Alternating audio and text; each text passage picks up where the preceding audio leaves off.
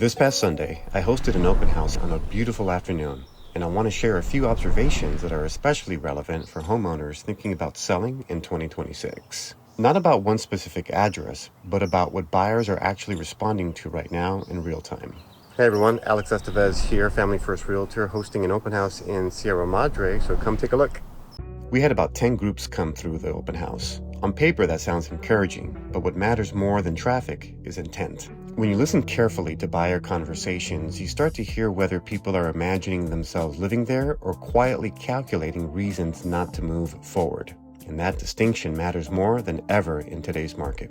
One of the earliest concerns I overheard had nothing to do with finishes or staging. It was insurance, specifically fire insurance.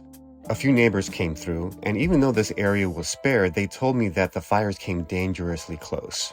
This awareness is shaping how cautious buyers are being, especially when homes are located in hillside areas like this. This is a 3-story home built in 1989 with 3 bedrooms and 2.5 baths. The layout begins with a foyer level that immediately forces a choice, up or down. Bedrooms are on one level, living spaces on another, and stairs are present throughout the home. I overheard multiple comments about the number of stairs, not emotional reactions, but practical ones. For families with young children, hard, uncarpeted stairs raise safety concerns. For buyers with aging parents or frequent guests, 3 levels can feel like a long-term limitation. 2 stories already narrow a buyer pool. 3 stories narrow it even further.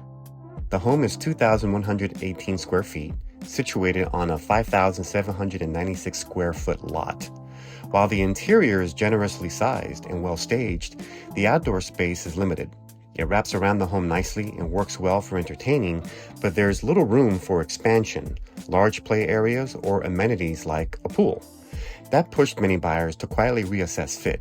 In my opinion, this home feels better suited for a couple or household that enjoys entertaining and is comfortable with vertical living rather than a growing or multi-generational family.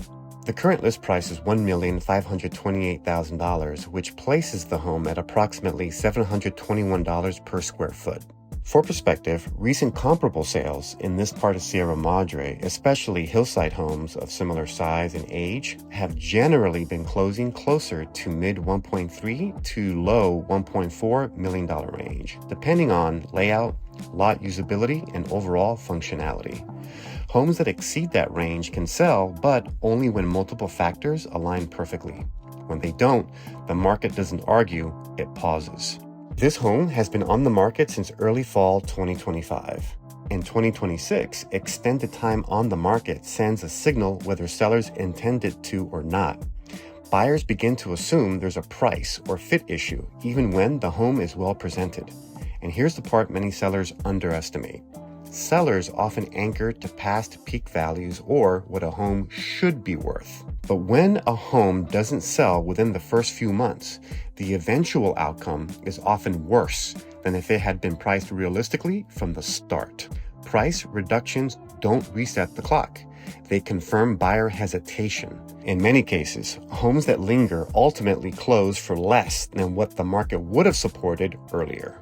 This isn't about fault. It's about alignment. In today's market, buyers are analytical, cautious, and comparison-driven. Pricing, layout, location, and lifestyle fit all have to work together. When one element is out of sync, the market doesn't rush, it waits.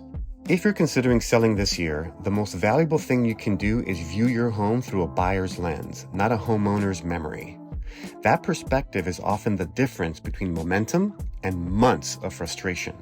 As a realtor and father, I always ask, would I feel comfortable raising my family here? For a young, active couple who entertains more than they play in the yard, this home could be a perfect fit. But for most families or those with mobility concerns, the 3-story layout and small yard are red flags. If you're considering selling, let's talk about your goals and look at the data together. Thanks for watching, and if you found this helpful, hit that thumbs up and subscribe for more grounded insights.